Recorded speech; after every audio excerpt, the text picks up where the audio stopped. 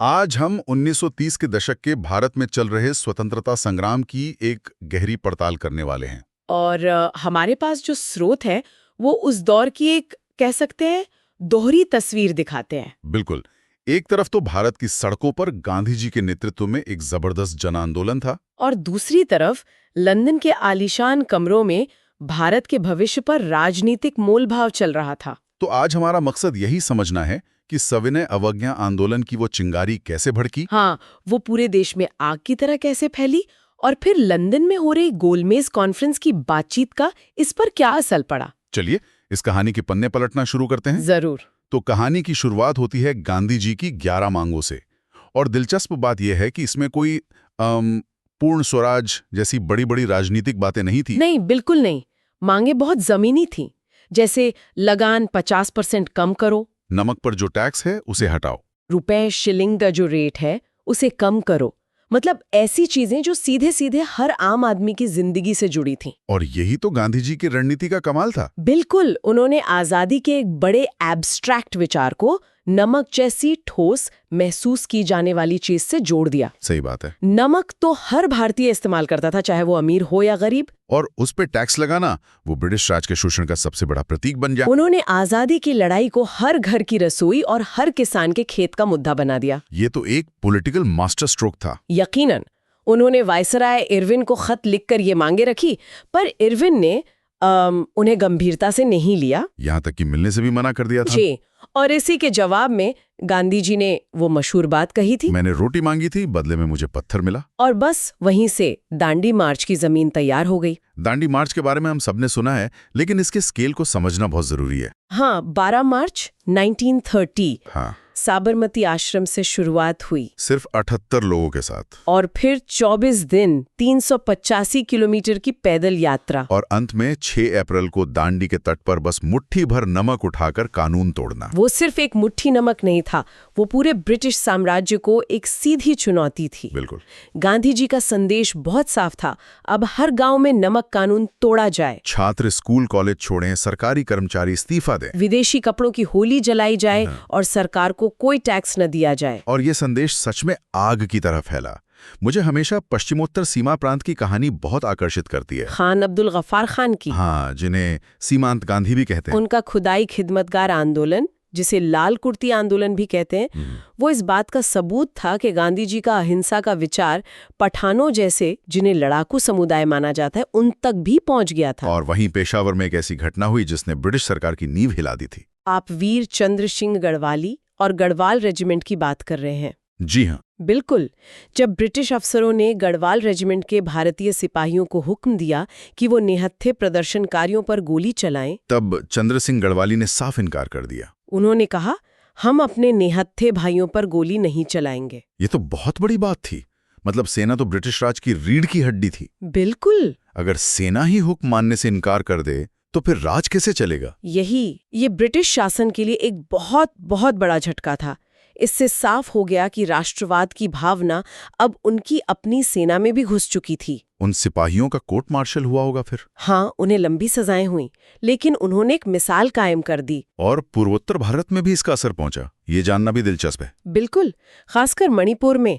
वहां यदुनाग के नेतृत्व में नागा जनजातियों ने आंदोलन छेड़ दिया। अच्छा। जब उन्हें पकड़कर फांसी दे दी गई तो उनकी सिर्फ 13 साल की चचेरी बहन गाइडिन लियू ने बागडोर संभाली। 13 साल की उम्र में? जी, सिर्फ 13 साल की। ये तो अकल्पनीय है। उस जमाने में एक किशोरी लड़की में इतना साहस, इतनी नेतृत्व क्षमता, ये कहानी अपने आप में अद्भुत है। जवाहरलाल नेहरू भी उनसे इतने प्रभावित हुए कि उन्होंने गाइडिन लियू को रानी की उपाधि दी। रानी गाइडिन लियू? हाँ, और रानी गाइडिन लियू ने अपनी जिंदगी के कई साल जेल में गुजारे। वो देश आजाद होने के बाद 1947 में ही रिहा हो पाईं। वाह, ये दिखाता है कि आंदोलन कितना व्यापक था, देश के हर कोने तक पहुंचा था। सही बात है। और फिर बंबई के पास धरासना की वो घटना, जिसका जिक्र सुनकर ही रोंगटे खड़े हो जाते हैं। गांधी जी की गिरफ्तारी के बाद? हाँ, सरोजिनी नायडू और गांधी जी के बेटे मणिलाल के नेतृत्व में सत्याग्रहियों ने नमक के कारखाने पर धावा बोला था। और वहां हुए बर्बर लाठीचार्ज को एक अमेरिकी पत्रकार वेब मिलर ने अपनी आंखों से देखा था। अच्छा। उसने जो लिखा वो पूरी दुनिया में छपा। उसने लिखा, मैं 22 देशों में दंगे, विद्रोह और क्रांतियां देख चुका हूं, लेकिन धरासना जैसा भयानक दृश्य मैंने अपने जीवन में कभी नहीं देखा। इस एक रिपोर्ट ने दुनिया भर में ब्रिटिश राज की छवि को बहुत नुकसान पहुंचाया होगा। बहुत ज्यादा। तो एक तरफ तो ये सब चल रहा था, भारत की सड़कों पर आंदोलन, लाठियां, गिरफ्तारियां, पर कहानी का दूसरा हिस्सा तो लंदन के आलीशान कमरों में लिखा जा रहा था, है ना? हाँ, गोलमेज सम्मेलनों में। उन पर आते हैं। देखिए, आंदोलन के इसी दबाव के चलते ब्रिटिश सरकार बातचीत की मेज पर आने को मजबूर हुई। 5 मार्च 1931 को गांधी इरविन समझौता हुआ और सरकार कई मांगे मानने को राजी हो गई। हाँ, जैसे राजनीतिक कैदियों की रिहाई और भारतीयों को नमक बनाने की छूट। बदले में कांग्रेस ने आंदोलन स्थगित कर दिया और दूसरे गोलमेज सम्मेलन में जाने के लिए तैयार हो गई। बिल्कुल। लेकिन यह समझौता तो बहुत विवादास्पद रहा, खासकर कांग्रेस के अंदर ही। हाँ, जवाहरलाल नेहरू और सुभाष चंद्र बोस जैसे जो युवा नेता थे, वो इससे खुश नहीं थे। उनकी नाराजगी किस बात पर थी? उनकी नाराजगी इस बात पर थी कि गांधी जी ने पूर्ण स्वतंत्रता के लक्ष्य से समझौता कर लिया है।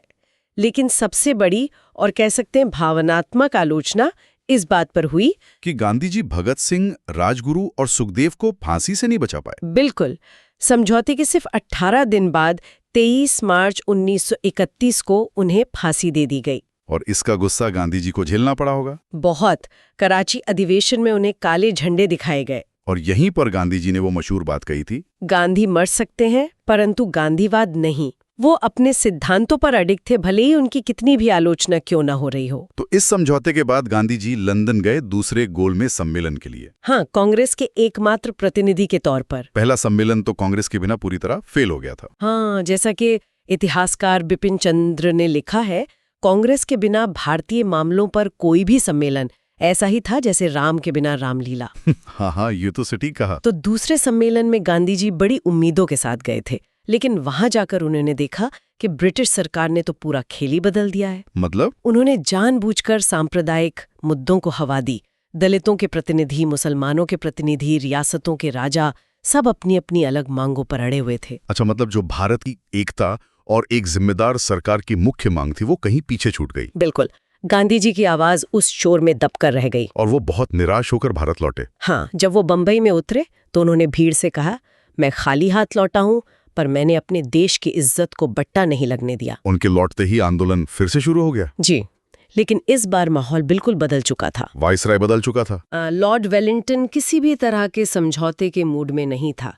उसका मानना था कि पिछली बार गांधी जी से समझौता करके सरकार ने गलती की थी। तो उसने दमन का रास्ता अपनाया। आते ही गांधी जी और कांग्रेस के सभी बड़े नेताओं को गिरफ्तार कर लिया गया और कांग्रेस को ही एक गैर कानूनी संगठन घोषित कर दिया गया। और इसी दमन के बीच ब्रिटिश सरकार ने अपना सबसे बड़ा पत्ता फेंका, कम्युनल अवार्ड या सांप्रदायिक पंचाट। ये बांटो और राज करो की नीति का सबसे, आप कह सकती हैं, खतरनाक उदाहरण था। ब्रिटिश प्रधानमंत्री रैमजे मैकडॉनल्ड ने इसकी घोषणा की। जी, इसमें मुसलमानों और सिखों के अलावा पहली बार दलितों को भी हिंदुओं से अलग मानकर उनके लिए एक अलग निर्वाचन मंडल यानी सेपरेट इलेक्टोरेट की व्यवस्था कर दी गई। और ये बात थोड़ी हैरान करती है। जी, गांधी जी तो हमेशा से दलितों के अधिकारों के हिमायती रहे, फिर डॉक्टर अंबेडकर की इस मांग पर उन्होंने आमरण अनशन क्यों कर दिया? ये एक विरोधाभास जैसा लगता है। ये सवाल बहुत वाजिब है और इसे समझना जरूरी है। गांधी जी के लिए ये राजनीतिक अधिकार का सवाल नहीं था। तो फिर क्या था? ये हिंदू समाज के टूटने का सवाल था। उन्हें डर था कि एक अलग निर्वाचन मंडल दलितों को हमेशा के लिए हिंदू समाज से काट देगा। वो इसे अछूतपन पर एक सरकारी मोहर की तरह देख रहे थे। अच्छा। उन्हें लगा कि ये बांटो और राज करो की नीति की सबसे बड़ी जीत होगी, जो भारतीय समाज को हमेशा के लिए विभाजित कर देगी। तो उनका विरोध उस सिस्टम से था, दलितों के राजनीतिक प्रतिनिधित्व से नहीं। बिल्कुल। और इसी वजह से उन्होंने यरवदा जेल में ही आमरण अनशन शुरू कर दिया। पूरे देश पर एक दबाव बन गया होगा। हाँ, और आखिर में मदन मोहन मालवीय और दूसरे नेताओं की कोशिशों से गांधी जी और डॉक्टर अंबेडकर के बीच एक समझौता हुआ, जिसे हम पूना पैक्ट के नाम से जानते हैं। जी। तो इसमें बीच का रास्ता क्या निकला? इसमें तय ये हुआ कि अलग से चुनाव नहीं होंगे, संयुक्त निर्वाचन ही रहेगा। लेकिन बदले में प्रांतीय विधानमंडलों में दलितों के लिए जो आरक्षित सीटें थीं, वो लगभग दोगुनी कर दी गईं। कम्युनल अवार्ड की 71 सीटों से बढ़ाकर सीधे 148। और केंद्रीय विधानमंडल में भी केंद्रीय विधानमंडल में भी 18% सीटें आरक्षित की गईं। एक तरह से इसने ब्रिटिश सरकार के बांटने वाले मंसूबे को नाकाम कर दिया। इन सब घटनाओं के बीच आंदोलन का क्या हुआ? वो तो जाहिर है कमजोर पड़ गया होगा। हाँ बिल्कुल। सरकार का क्रूर दमन, बड़े नेताओं की गिरफ्तारी और फिर पूना पैक्ट जैसे मुद्दों में सारी ऊर्जा लगने से आंदोलन की रफ्तार बहुत धीमी पड़ गई। लोगों में भी एक तरह की थकान आ गई होगी। जी। आखिरकार मई 1934 में कांग्रेस ने आधिकारिक तौर पर आंदोलन वापस ले लिया। तो क्या इसे एक असफलता माना जाए? सुभाष चंद्र बोस और विट्ठल भाई पटेल जैसे नेताओं ने तो गांधी जी के नेतृत्व पर ये सवाल उठा दिए थे। देखिए, ऊपरी तौर पर देखें तो शायद ये एक असफलता लगे। आंदोलन का जो तात्कालिक लक्ष्य था, यानी पूर्ण स्वराज, वो तो हासिल नहीं हुआ। लेकिन इसका जो दूरगामी असर हुआ वो कहीं ज्यादा बड़ा और महत्वपूर्ण था। किस तरह से? इस आंदोलन ने स्वतंत्रता संग्राम के सामाजिक आधार को हमेशा के लिए बदल दिया। अब ये सिर्फ कुछ पढ़े लिखे शहरी लोगों का आंदोलन नहीं रहा था। सही बात है। पहली बार देश के दूर दराज के गांवों से किसान, महिलाएं, आदिवासी सब बड़ी संख्या में इस लड़ाई में शामिल हुए। इसने पूरे देश की जनता को राजनीतिक रूप से जागरूक और संगठित कर दिया। मतलब इसने लोगों के मन से अंग्रेजी राज का डर निकाल दिया। बिल्कुल। इसने वो जमीन तैयार की जिस पर आगे चलकर भारत छोड़ो आंदोलन जैसी बड़ी लड़ाई लड़ी गई और अंत में आजादी मिली। तो 1930 का दशक असल में जनसंघर्ष और राजनीतिक बातचीत के बीच एक लगातार चलने वाली रस्साकशी का दौर था। जी। सभी ने अवज्ञा आंदोलन ने भले ही फौरन आजादी ना दिलाई हो, लेकिन इसने भारत की जनता और ब्रिटिश राज के बीच के समीकरण को हमेशा के लिए बदल कर रख दिया। और यह हमें आज भी एक सवाल पर सोचने को मजबूर करता है। क्या? कि जब एक बहुत शक्तिशाली सत्ता आपसे बातचीत तो करना चाहे, लेकिन सिर्फ अपनी शर्तों पर, तब अहिंसक विरोध की असली ताकत क्या है और इसकी सीमाएं क्या हैं? ये एक ऐसा सवाल है जो उस दौर से उभरता है और शायद आज भी उतना ही प्रासंगिक